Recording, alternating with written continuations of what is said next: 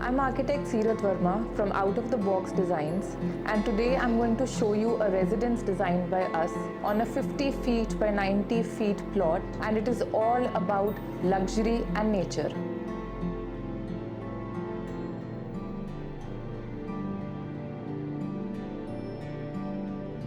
It's a south-facing plot, so in order to protect it from the harsh sunlight, we have worked with deep cantilevers. Just enough to cut the summer sun, but they let the winter sun to pour in.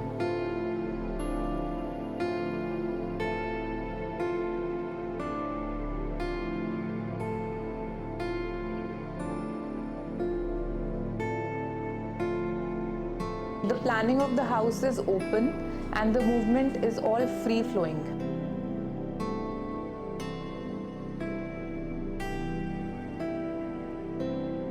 We have built a three-side courtyard in the center of the house, which lets the natural sunlight and nature to come in.